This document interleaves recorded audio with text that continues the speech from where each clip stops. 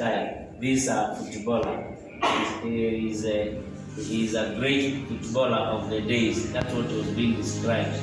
And then he says, let him be buried up on a story building so that he can be watching football. The lovers of football. Did you see that? And aziko huko kwa ghorofa au anaangalia. And then because he was such a good player, and I was looking at anything to do with God in that. The sifa ambazo alipokea.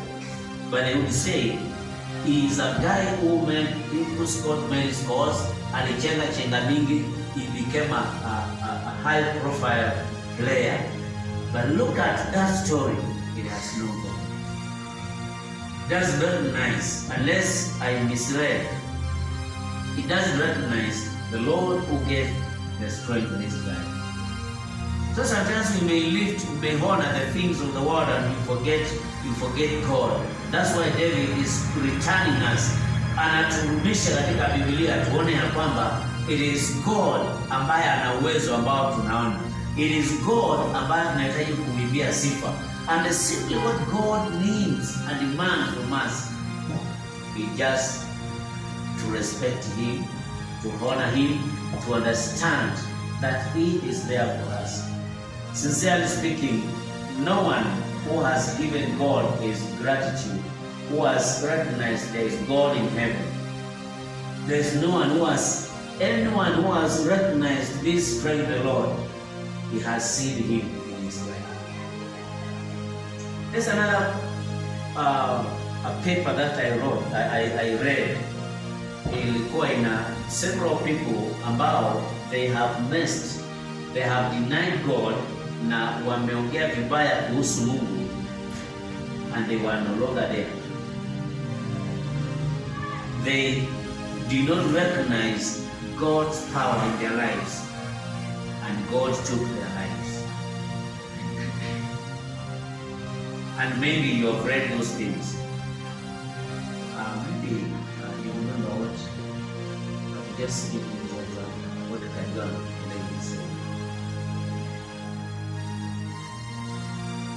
He spoke statements that mocked God.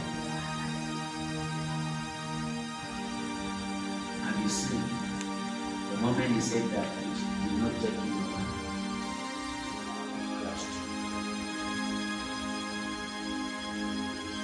And this is why we need to fear the Lord. And I imagine he said that statement in a crusade when they were campaigning. The opportunity ambao tuko nayo kama Kristo, afadhali mtu akae nje bila kumjua Mungu, lakini if we know the Lord deserves, we recognize him. Tumtambue uwezo wake, tutambue nguvu zake, tutambue ukuu wake. And when we do that, mambo mengi ambayo yanatushika tutakuwa tunayafuka tu.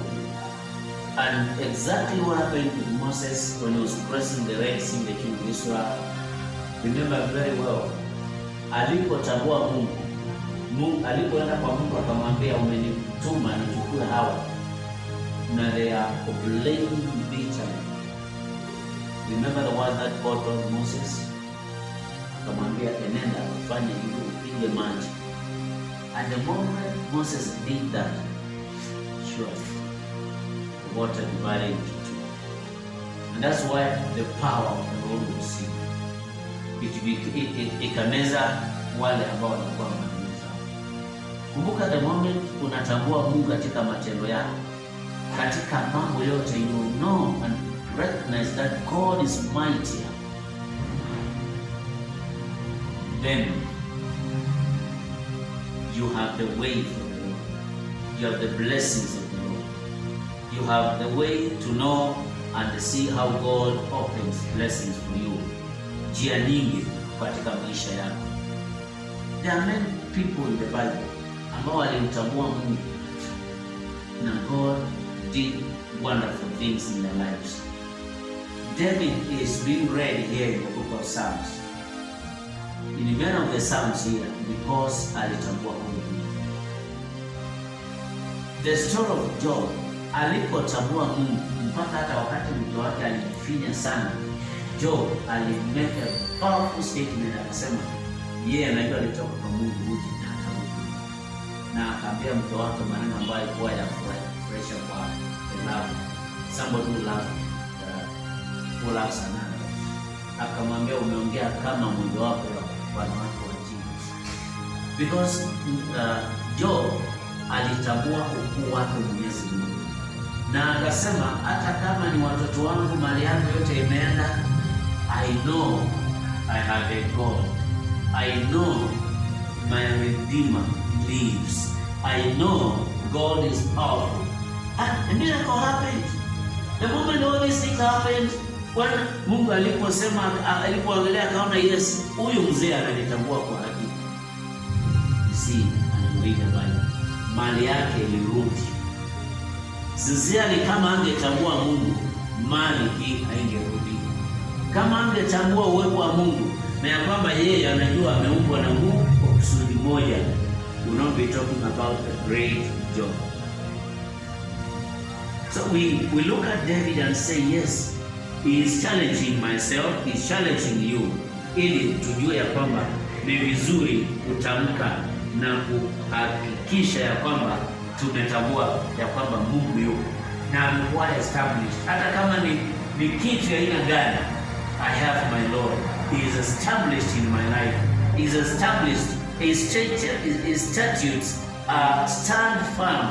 Holiness adores your house. Actually, this is like the conclusion of the matter where he says, yule ambaye ananitambua, then he acknowledges to live a holy life. It's like Thomas living holy life, a life that pleases the Lord. And this will be prompted by my heart having a gratitude for the Lord. It's like the other Sunday I spoke about the song of Mary. When Mary was singing that song, she recognized the sovereignty of the Lord. The sovereignty of the Lord is now agitating that power, that grace of the Lord, that God sees and says, huyu kweli amenitangulia, huyu kweli ni Mungu wangu, mimi ni Mungu wangu, huyu kweli ananijua mimi. Na hii inaambatana na when people come, as I've said, wanadharau the presence of the Lord. If you read a lot of this story, mimi nasomanga hii story, you realize how many people, wale ambao waliamini Mungu na wale ambao walitambua Mungu yupo, how they were saved.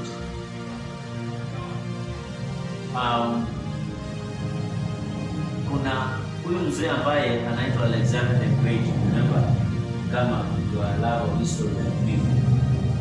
Wakati alienda vita, aliona on the east kulikuwa na nuru, na akaomba Mungu ili aweze kushinda. Alipoona, he trusted that was God, the one who was guiding him. And Alexander won the battle. Alexander the Great is found in the history. And Alexander the Great belongs between Old Testament and the New Testament. Na that family of Alexander the Great linakuja kutokea watu wengine ambao wanaitwa Seleucids. Ni familia waliishi karibu miaka 400, na wakuja kutokea hii nyumba ambao ina mafaraos ambao tunasoma katika New Testament.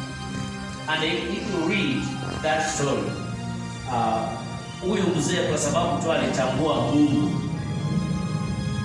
we see a positivity within the period of Old Testament and New Testament. Tunaona Mungu akionekana hata kama hakuna kitu inaandikwa. Maana they say between Old Testament and New Testament kunayo miaka 400 and there is nothing that was taking place. Now, that history is what we have in the book of Ruth,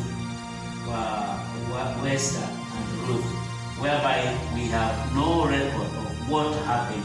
It's a similar story.